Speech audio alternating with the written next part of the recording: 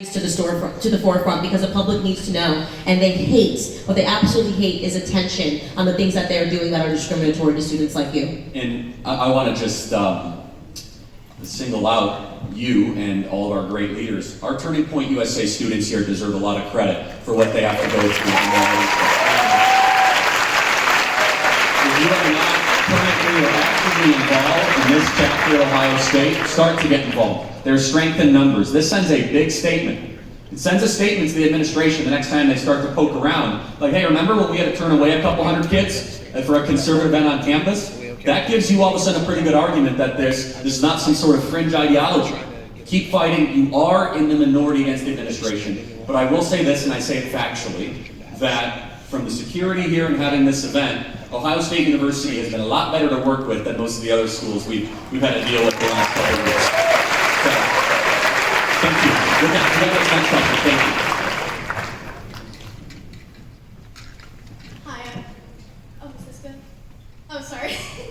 I also want to thank you so much for coming here and being able to speak to so many students and people on general admissions and things like that. And my question is, I definitely agree with the part of simple living and how important it is, but as college students, we're kind of involved in anything but that and living in that kind of community where it's anything but simple living.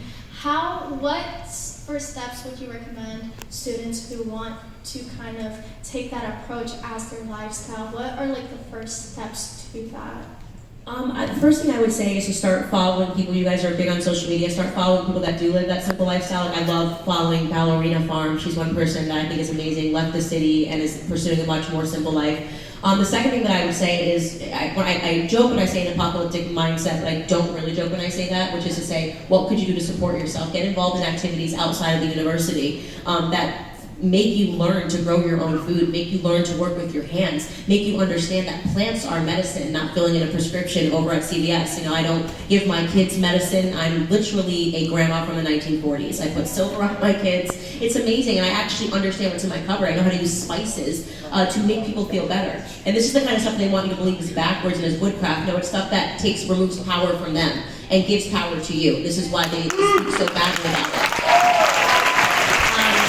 So that was my advice to you right off the bat. Thank you so much for your question. I just have a short thing. Honor the Sabbath. Turn off your phone on Friday night. Turn it back on Sunday morning. If you are here tonight and you are suffering from anxiety, depression, before you take antidepressant medication, try doing the one thing God told you to keep you happy and joyful. Shutting down and resting. Sabbath means stop.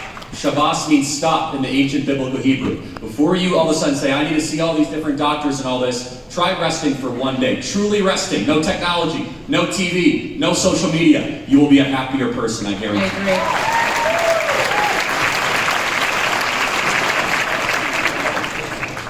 So earlier y'all were making a lot of good points about the transgenderism problem, about how that's just so out of touch with reality. So and coming into this, I was thinking that's something that's like an important thing to talk about right now. But I think 10, 15 years ago, you could apply that same thing to gay marriage, to birth control. Those things were just not as prevalent as they used to be.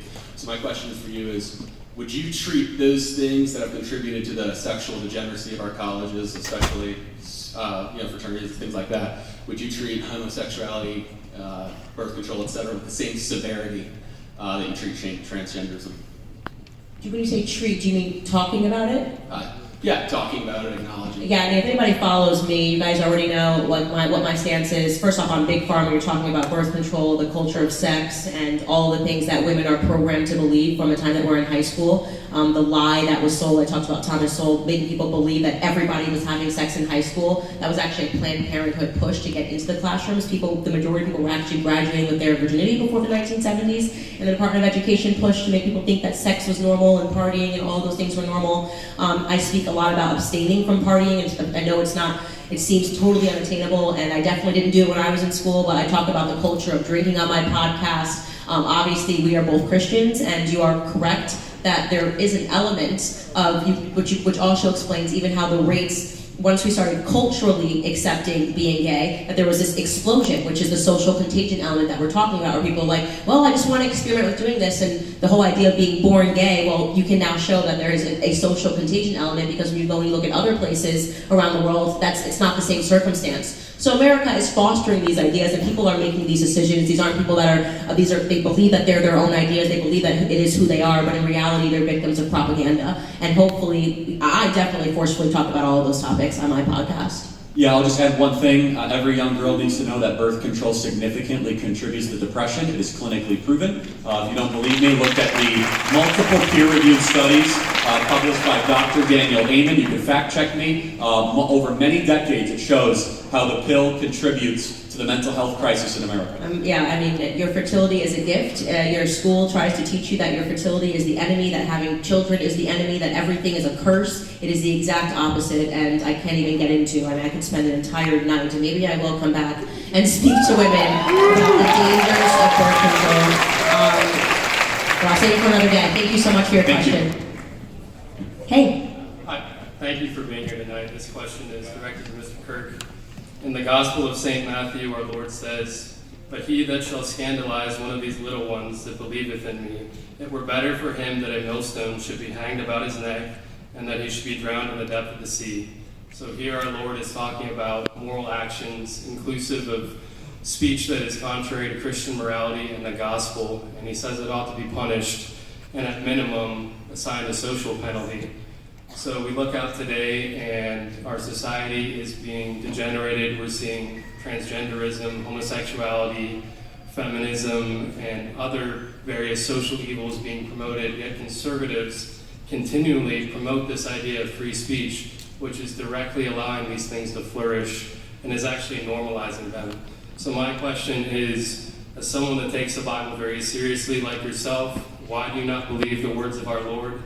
Why do we not punish free speech? Because it's dragging souls to hell, and it's so clearly against the Christian political order. Well, you're putting words in my mouth, first of all. I think that speech at its highest place should point to virtue. So, for example, I would happily use the force of government to prevent drag queen story hour in front of children. Right? So, I encourage you not to misrepresent the position of the speaker. Right? But there's a balance. There's a balance between expression, speech, petition against the government, and something that is obviously not speech. So this is where I'm more in the Sohrab Amari camp and not the David French camp. I don't think being able to rent out a library to do predatory sexual behavior to children should be constitutionally protected speech. That's the Founding Fathers did not have in mind, boy, we need a robust First Amendment so that a bunch of groomers can get in front of 8-year-olds. That is not their idea of speech. With that being said, we have to be obviously careful, because when you start to overly police types of political speech against institutions or organizations, that is what the First Amendment is before. The First Amendment allows you to complain, it allows you to challenge, it allows you to be able to organize people, and I could say that the only reason I'm allowed to speak at University of California, Davis is they were afraid I was going to sue them under First Amendment practices. Where I will find agreement, because you cited one of the many times Jesus says in the New Testament about the harsh punishment of going after children, is that any conservative that uses the First Amendment flippantly while children are being abused and groomed, they have no place in the conservative movement whatsoever. And so, obviously, I'll close with that. Thank you. Appreciate it. What do you think of the Tennessee bill that allows clerks to refuse marriage license based on personal beliefs, particularly gay or interracial marriages? It seems to be a clear method of forcing personal beliefs on relationships that one doesn't agree with, especially non-traditional ones. I'm sorry, did you say the Tennessee law that... Yeah, Tennessee law. It allows clerks to refuse issuing marriage license based on personal or religious beliefs. I actually am not familiar with that bill at all, and so I would love to respond to your question, but I always say I never make a habit of responding to something that I don't have in front of me and I haven't read, because that's how you always get yourself into trouble. So you're characterizing elements of it. It could be longer, it could mean something else, and I genuinely have not read it, so I'm not going to be able to answer that question. Thank you. But thank you for the question. All right. Thanks.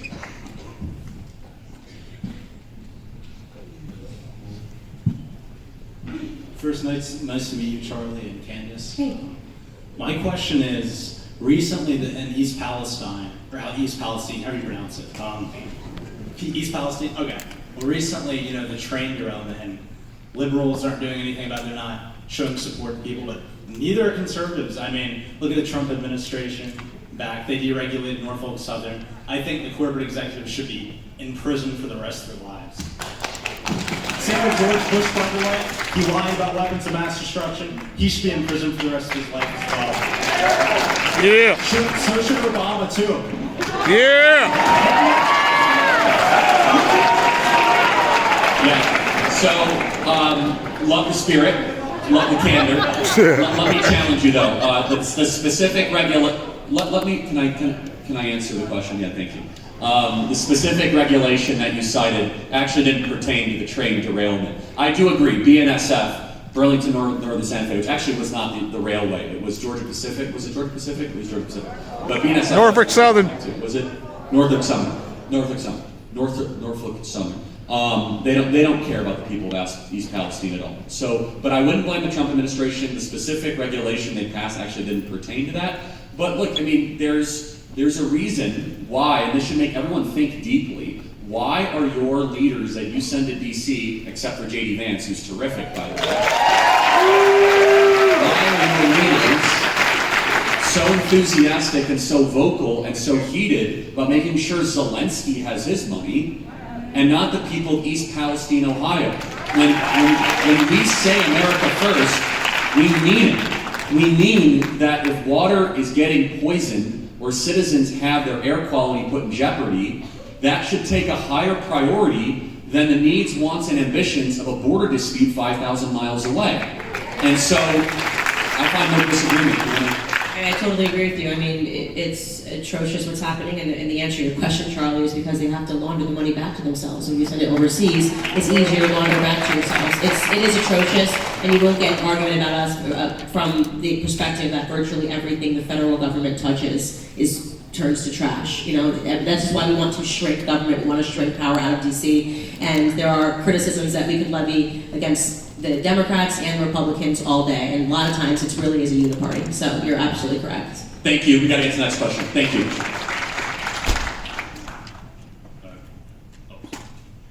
So first thing I'd like to mention is that my mother and father wanted me to say hello. Hi, Mom and Dad. But I'm the socialist they raised, so I would like to ask you a question in opposition. I was like, What do you say? I'm the socialist they raised, so I'm saying I'm asking a question in opposition. Yeah, no worries. I'm glad you're here. Yeah. It's awesome. Thank you. I said, how can we relativize our love for America when we have a long history of being anti-democratic overseas, being involved in coups in Chile, Guatemala, that have been supported by both Democratic and Republican institutions? Hold on. I am, just to be clear, Thank you. I can tell you're a little nervous, so I'm gonna just restate repeat the the question, question. but thank you for being Glad here. you're here. Did he say, how can we? He said, how can we maintain love for America because of our anti-democratic foreign policy, in particular supporting coups in Chile, Latin America, around the world? Did I summarize that pretty well? Yeah. Yeah, I think this kind of ties back into the last answer that we just gave, because that does not represent America. That represents crooked politicians that are in DC that has us in endless wars. It includes the color revolution that we staged in Ukraine, which is absolutely what happened. We staged a color revolution in Ukraine to insert Zelensky because politicians are corrupt in DC. And it is very difficult for people to differentiate, what we're talking about here. Something has gone terribly wrong in America. That is a fact. This is not the America that your grandparents grew up in. That is a fact. Something happened with these globalist initiatives, them recognizing sometime after 9/11 that they keep us in endless wars and keep sending trillions of dollars, sending our sons and daughters to go overseas. I'm going to be very clear, when I criticize this, we are not at all criticizing the people that went overseas and believed in our country and believed in our values and never could have fathomed that our government could be this crooked, this awful, this backwards, and doing this all for profit, but that is a circumstance. We didn't pull out of Afghanistan because Biden cares about your sons and daughters. We pulled out of Afghanistan, in my personal opinion, because they have an incredible resource. What's the one for in batteries? Not uranium.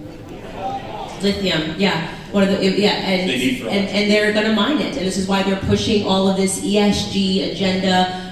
It is so much more Machiavellian, like I said, and I don't find your sentiment, what you're talking about, to be socialist at all. By the way, the question that you asked, at least. It's a major problem, and the only way that we're going to fix it is to disempower people in DC, and that is something that people on the left and the right should be agreeing and coming together with.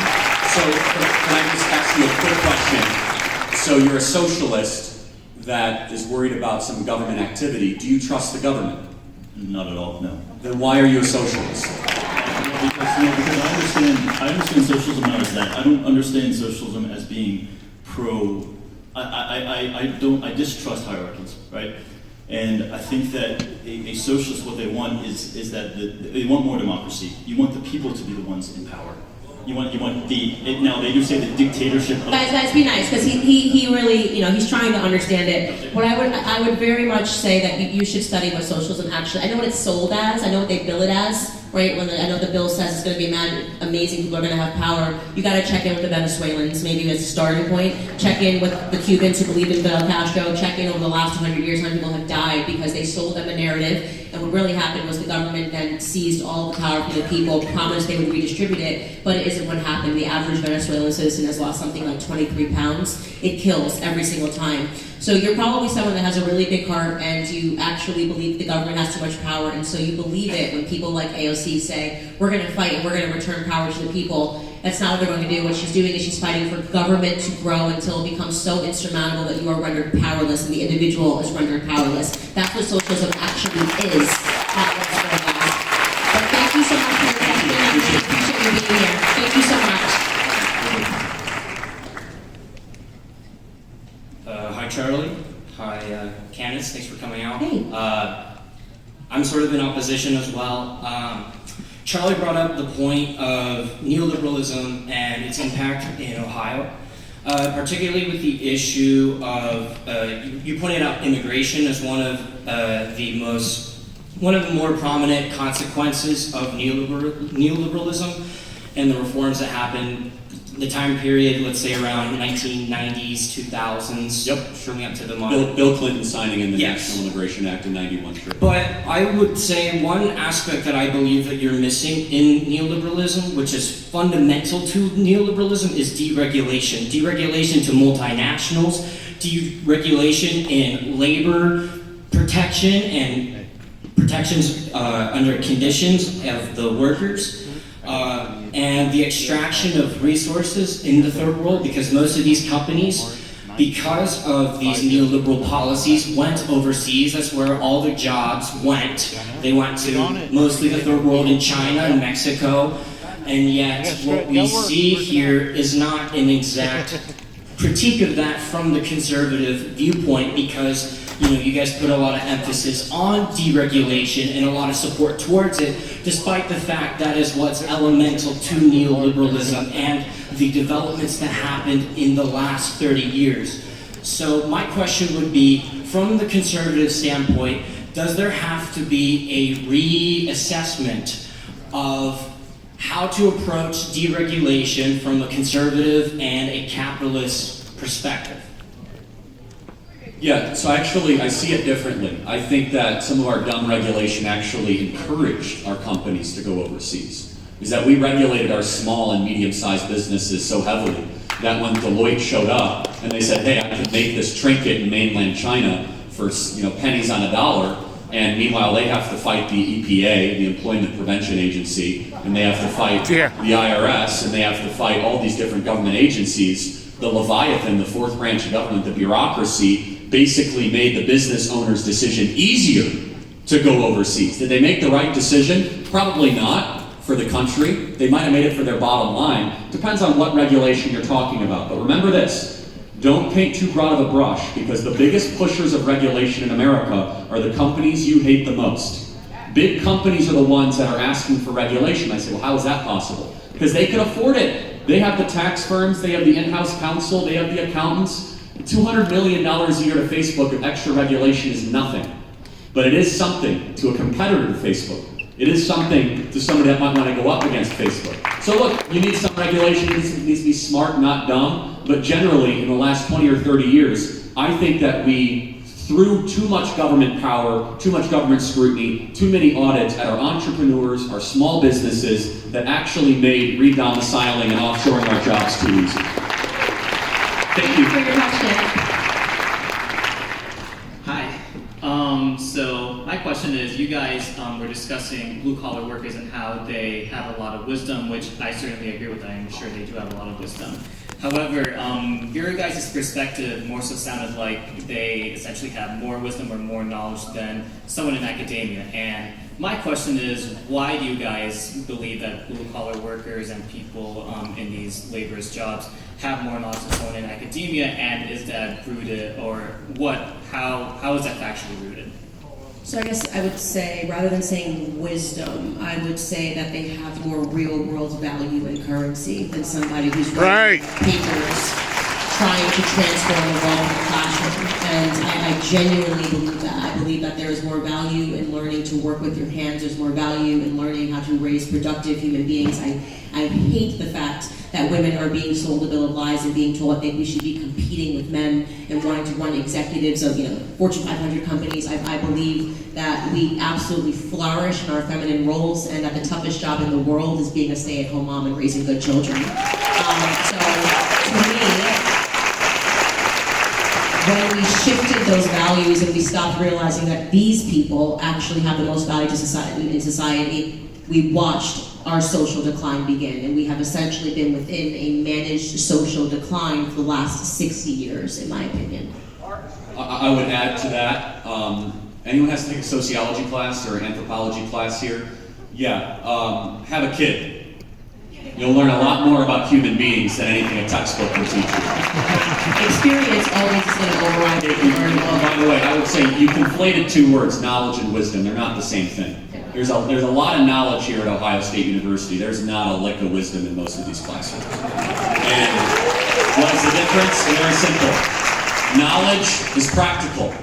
How do you develop a medication? How do you navigate Build a house. Build a house. That's fine. Knowledge is important. Wisdom tells you whether or not you should do it.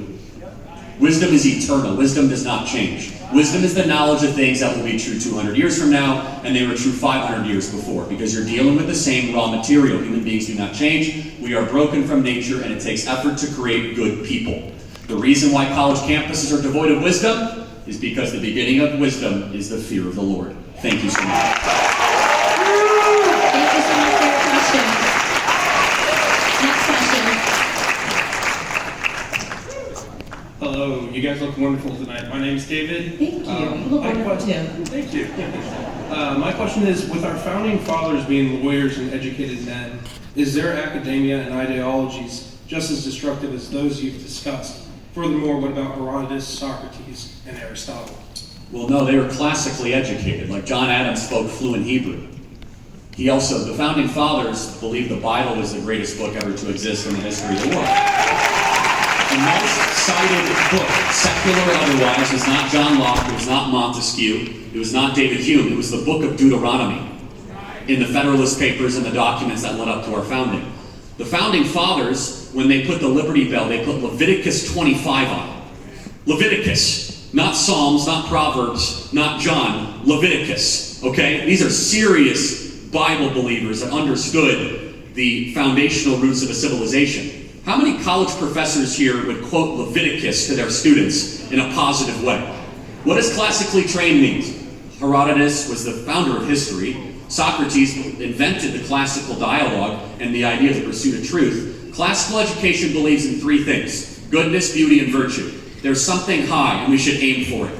That we have a soul, that there's an eternal component to our existence that is more than material matter, and that we as a human being, it's going to take work and effort, but we can aim high, point high, and we can be better tomorrow than we are today. The educational manifesto today is opposite. They say you're nothing more than a combination of chemicals and matter that have accidentally combusted into where you are today through a Darwinian process, and there is no beauty, there is no goodness, there is no virtue, there is no truth. The founding fathers were proper academics. The ones today are charlatans disguised as academics. Right.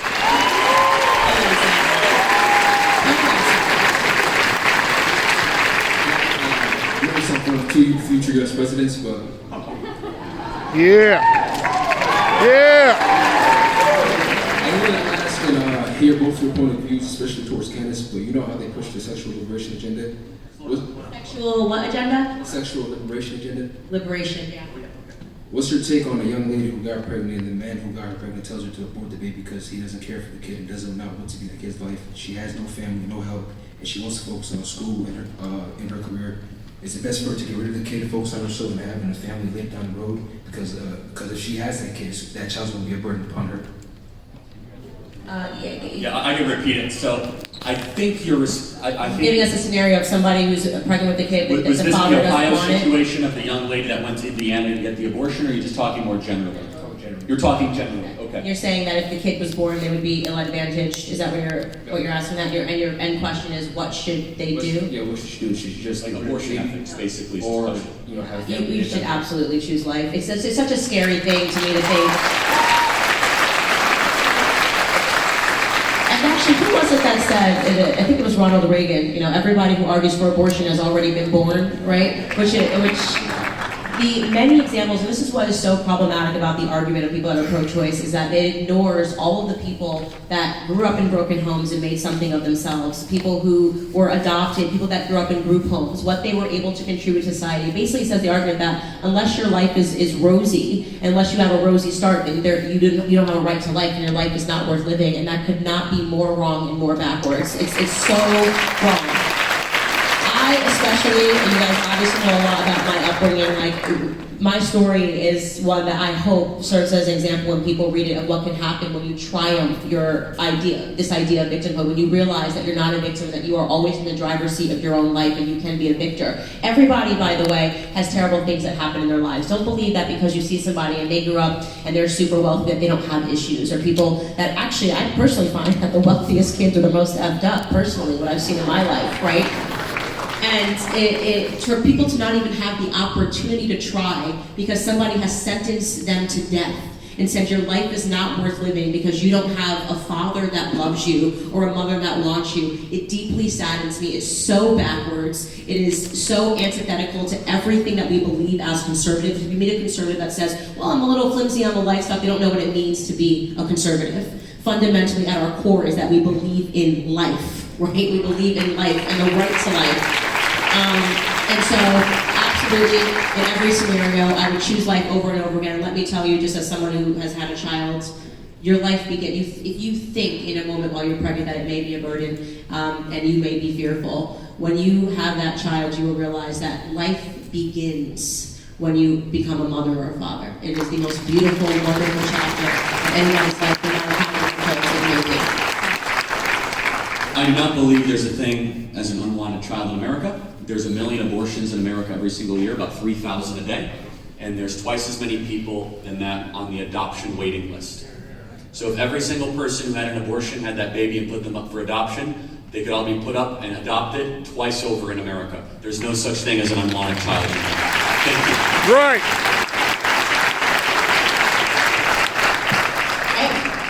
Hi, so I have a disagreement with your guys' take in Ukraine.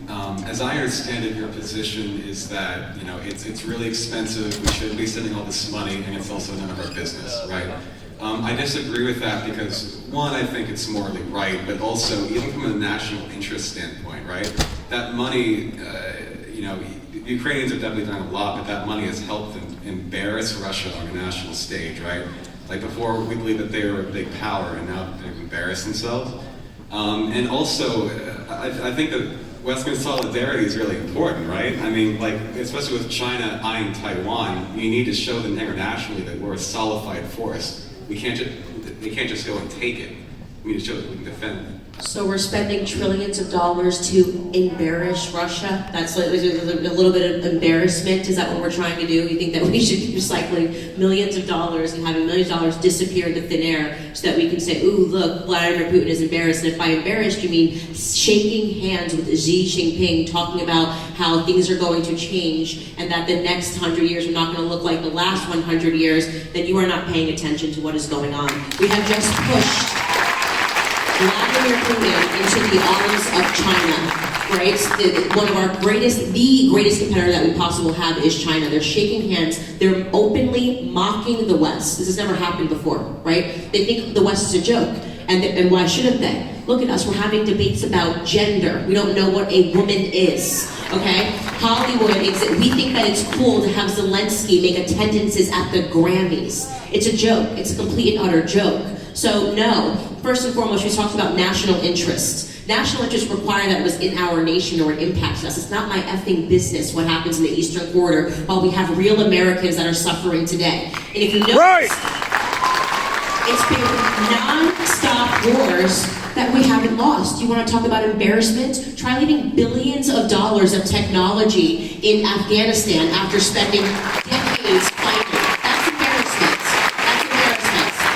What's embarrassing is China then flying immediately after we magically evacuate and meeting with the Taliban and immediately recognizing them as a government. We had daughters and our sons that died. What did we win? What about those weapons of mass destruction? Was this the 20th anniversary of Iraq? You want to talk about embarrassment? The things that we did in Iraq, the things that we've done all across the world, and for what? What do you have to show for it? Well, I guess we embarrassed a few people. While we had people, we were sending Americans over to die. At least we were able to embarrass a few people in the process. That's not a good way to think, I'm going to tell you right now. That's not a good way to think. We should think about prioritizing all of the issues that we have in America. You want to talk about an invasion? Let's talk about the one that's happening at our border every single day. That's what we mean when we say America first. Okay? We have plenty of issues to solve. Not a single red cent should be sent overseas until we fix what's happening here in the United States. Thank you for your question. Candace makes a fabulous point that needs to be repeated and repeated. A country that cannot determine what a woman is should not go to war. How embarrassing! How embarrassing! Now, this is a general rule for conflict. If you have a domestic crisis where you are not able to agree on basic truths, you are not a nation ready to go forward. China's writing articles, their newspaper, they're literally writing articles mocking America about how we don't know what bathroom to go into, right? About how we sent the full force of the military to shoot down a Hobby Lobby balloon. Right? If you think that the embarrassment that Russia is embarrassed, you haven't been paying attention to what's happening in America. Honestly, we've become a mock. We're being mocked in the Eastern Corridor. And I'll go even a step further. It's a tragic geopolitical mistake that Russia is not neutral, it's not an ally with us against the Chinese Communist Party. All this saber rattling that, it's the Cold War and Russia against us. It didn't have to be this way. Donald Trump Cold War hangover. Cold War hangover. Donald Trump had it in the right position. The Chinese Communist Party is the great threat against the West and American liberty, and now they have a gas station.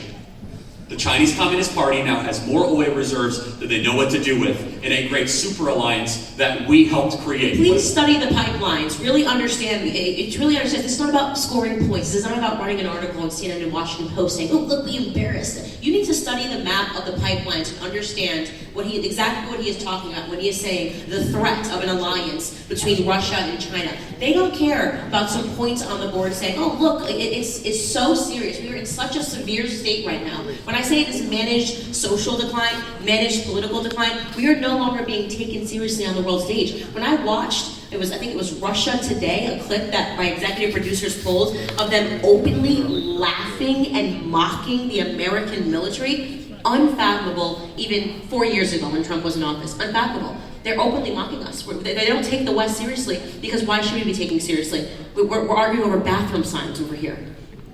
Thank you. Gotta get to the next question. Thanks for being here. It's like a very scary thing that's happening. I don't think people understand the significance of what's happening in the Eastern Corridor right now. Shut down all churches. Not all of them. Oh yeah, he is so, but he's so not aligned with Western principles. Everything he's doing, locking up his political opponents, that's something that he definitely He did do. shut down the Russian Orthodox Church, not all the churches. Okay, we'll get to a question. Hi, this is directed more towards Candace than anyone. I've heard a lot about you, haven't really went to an event like this in general. I get the point that you're not really well liked specifically with the Black community, but one thing I wanted to address was growing up socially, a lot of Black people around me at least were conservative. They went to church every Sunday, they were very religious, they weren't the biggest fan of LGBT, that's just how they were. What do you think is stopping them from being in this room? Culture. That's the truth. Black America has faced a full cultural decline before everybody else. I actually believe that the government experimented first with Black Americans, LBJ and the Great Society Act, to see how they could completely annihilate, obliterate the black family and make the black family worship not God. We used to be at the center of all families in America and is no longer at, but worship government and more governance. Welfareism destroyed Black America and it created the toxic culture that we see today. Every single ill that Black America is facing, they are facing because we went from a 22% single motherhood rate back in 1964 to today the single motherhood rate being 73%. We don't have our families together. More than 73% of Black Americans are growing up without a father in the home. So you could just imagine what that does when I say that every social ill follows, the incarceration rates, the criminality rates. And what happens, by the way, is that when you remove that family unit, it's not like they just go, okay, no family. It becomes an empty space and they fill that void with something else, and that something else for Black America has been a toxic culture. They turn to rappers, they turn to the streets, they pursue that paternity and that maternity elsewhere. And this is the huge epidemic that we're facing today. It is the reason why they believe that they have to be Democrats is because Hollywood insists upon being a Democrat, not to be an open conservative in Hollywood. Well, if Hollywood and what's on the TV is raising you, then that's the only option you've ever been presented with. You couple that with the other pillar, which is the education system, also decisively Democrat, decisively left-leaning, specifically because their initiative is to further marry you to government. The Department of Education was created in the 1970s, and with the explicit goal to make sure that people that are growing up under the Department of Education, all of us, believe that governance can deliver us from everything, and it's working. So they destroyed the family, they attacked culture, and then they went toward the educational pillar, and that is the predicament that you see across Black Americans. I try to fight all of those pillars in every single capacity, and the easiest way to fight the cultural one is to simply say on a stage every single day that Black people don't have to be Democrats. So that's it. You know, give another option. Thank you. Thank you so much for your respectful question. And join Blexit, Blexit.com. There we go. Blexit.com, powered by Turning Point USA. Beautiful. Next question. Hello, thank you for both being here. I'm coming to you as a wife, an entrepreneur, but most importantly, a mother. My younger elementary school son came back from school last year about a book that he read in the public library about how a boy could be a girl, like a colorful child book, and I'm getting emotional over it because as a mother, how do you combat this, or how do you look at your son and explain to him these huge moments when your 6-year-old and 5-year-old is looking at you, asking all these questions, like mother to mother? I guess I'm just coming for advice at this point. Well, mother to mother, I can't wait till my child is of the school age because I'm going to raise hell. I hear these things. I get excited when I hear these things. Really, try it on my kids. I mean, people don't understand. When I say that I am a mother bear, try it on my kids. If you want to watch me breathe actual fire from my mouth, try it on my kids. And that is the attitude that every single mother needs to have. We need to adopt the attitude of recognizing this was ever intentional by design to remove parents, remove mothers from being the CEO of their homes, transferring them to the workforce so that the government, the Department of Education, could raise your children and indoctrinate them.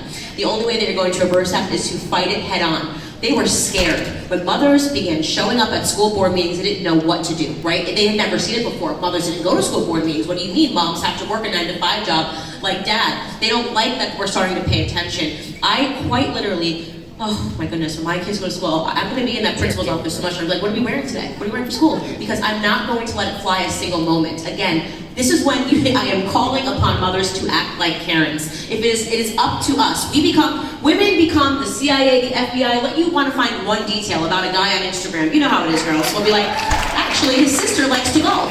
We need to employ those skills, uniquely set of skills that women have, and we need to give them to our children, and we need to use them to exercise dominion over our children. We're fighting right now a custody battle over our children with the state every single day. Right. So, you need to not get upset. You need to channel that upset and you need to make sure that you affect change. Become problematic for that school and saying that I'm not going to allow this to slide. I'm going to make sure that this is okay. I'm going to network with other parents, and I'm going to raise hell until this situation changes. It must change, and I think it's going to begin to change. So I'm starting to see mothers realize what's actually happening. Thank you. We got the next question. Thank you.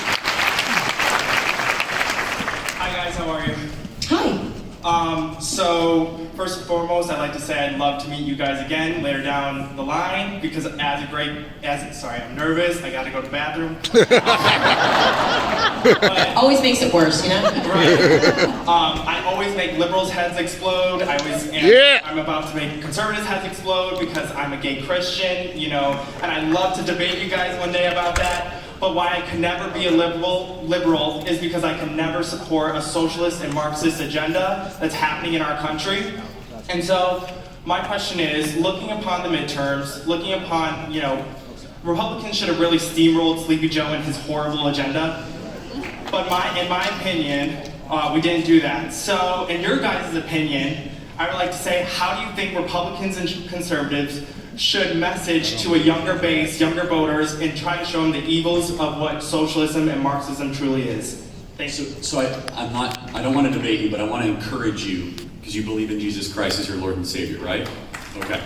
So, regardless of your own personal desires or activities, I encourage you not to put the word gay in front of Christian. Just say you're a Christian. Okay. It's actually not totally relevant. Now, you might say that you're engaging in certain behaviors or activities. Let me tell you why. Because I actually think it compromises what Christianity is and should be. So you might be engaging in a certain lifestyle that I don't think is biblically based, but I wouldn't combine those two words together. Okay? Let me just say that. I would encourage you to stop doing it. Okay? Second thing, as far as how do we prevent people from Marxism and all that other stuff, Candace, do you have a thought on that? Sorry, now I don't remember the questions I was listening to you. Yeah. What was the tail end of your question? I know, it's a lot. I know you gotta pee. I know. He's like, I gotta pee. I'm fine standing alone. No, you're fine. I'm glad that you're here today. That's why I would love to debate you guys again. I'm not here to debate. I'm just encouraging you not to use those two words. But what was the actual end of that question? Do we have a couple more questions? Republicans did not do well in the midterms. I think we could all agree. And from the last 2 years, since Joe Biden's gotten into office, it's been disaster after disaster after disaster. Republicans should have steamrolled Joe Biden and his horrible Congress in the midterms. That did not happen. It's clear that the messaging from the Republican base is not working, especially with young voters. How can they do that to change it around? Yeah, so not to answer it politically, because we want to try to stay away from just R versus D stuff, but more generally this, look, young people need to be given a promise by 3 things from their leaders, okay? Make it easier to get married, have kids, and buy property. Those 3 things are currently out of grasp for most young people in America. Conservatives running for office, conservatives in public life, should say the new social contract is very simple. We want to be able to make it not just easy, but popular to get married, easy to have children, and we want everyone to be able to own a home the same way your parents did. That is out of grasp, and it's creating revolutionaries, it's creating cynicism, it's creating disconnectedness from the actual established political order. I think that's one good way to start, and I'm a contrarian. I think that the more we lean into these issues, the more that we actually push back against the left, the more we're going to win people over. I think that it's people that run for the hills and are afraid to engage on the trans issue and the abortion issue and the border issue. I think people want clarity, not pandering. They want courage, not cowardice. And we need also to have candidates that run for office that understand how to communicate these issues and these values and these ideas. And finally, I think it's pretty popular with younger voters to say that we're going to put you first, not the needs, wants, or interests of foreign citizens coming in to come take your jobs or send money overseas to Ukraine. Thank you. Thanks so much for your question. Last but not least.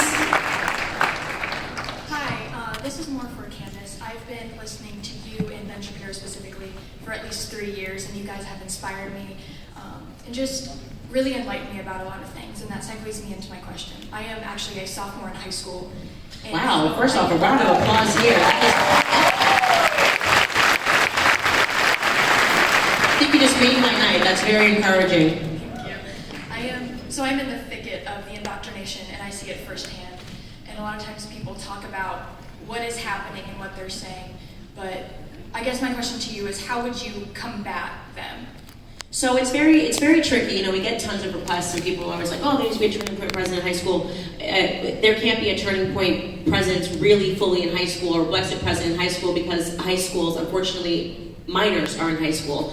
Which brings me to the answer to your question. I think it is so important for parents to be in lockstep, and this goes back to my question about me answering and saying that I'm going to be at this high school every single day, at the middle school every single day. I think students like you really need to have the backing of their parents to know that they can push back against educators in a respectful way. You know, you don't need to raise hell as a student, because you also don't want to make yourself. I get emails all the time from students that are in high school, you know, that say, "I said your name during Black History Month, and my teacher said that they wouldn't put it on the board," and things of that nature. And when that sort of thing happens, I actually get involved. When I get these emails, I will email the administration, I will email with their parents, because their parents are on the emails, and I get involved. I actually think that it's almost more impactful when you're younger to call out that indoctrination and to call it out in a powerful way and to speak to an administrator, because that administrator is going to have that fear that a minor is uncomfortable with the way that something is happening in the school system. Right? Yes! It's a healthy fear for them. Right! Right? You don't want to have a bunch of minors saying that they are feeling discriminated against. So I would use that to your potential. I would speak with the administration. I would raise flags on teachers and do this completely in lockstep with your parents. I hope that your parents support you. I'm assuming that they do. Do this in lockstep with your parents, because they'll be able to take it further if the issue does need to be elevated. Your parents will be able to take it further than you do. And look, you have a remarkable head start in life. It is so hard, the indoctrination that you're going to go through, but I can tell you that you obviously have a very good head on your shoulders, and when you get into college, let me look around, you're going to have so many people, an entire community that you can fight with just as hard. So, you know, give it time and know that you are exactly doing the right thing the most that you can right now. It's so nice to meet you. And start a turning point chapter at your local high school. You know, we have more high school chapters than college chapters at Turning Point USA now. Yeah, the high school department. But we never speak in high schools because it's hard. It's a little bit harder. Yeah. You got to deal with a lot of administration and the thicket there. Couple closing thoughts, everybody. Candace first. Any closing thoughts? No, you know, just to encourage you to make sure that you never get trodden down, that you never think that it's all doom and gloom. It isn't. I know that we are in a tough spot in America. I recognize that. And these issues that we're talking about, as I said, are unfathomable. But when I say to you that I wake up every single morning optimistic, because I realize how angry the left has become, which lets me know that we are closer to our goal, and that we are actually seeing a cultural shift, that we are taking down the false idols that are talking about extensively in the Bible, why idolatry in Hollywood is not in the Bible, but we talk about false idols and idolatry and why it's wrong. We are seeing the collapse of that.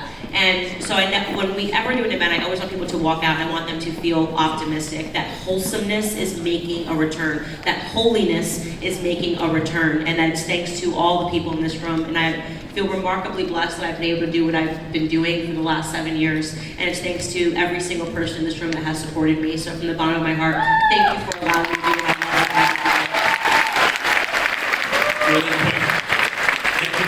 Danny, you're doing a great job. The Turning Point USA chapter here at OSU. I have subscribe to both Candace and I's podcast. You can check out your podcast app, take out your phone and subscribe. We're selling books for a donation of any amount outside if you guys want to do that. I have a personal request, a very important personal request for all of you. Can you please beat Michigan next year? What is this all about? There's just one last thing we have to do, which is OH. IO!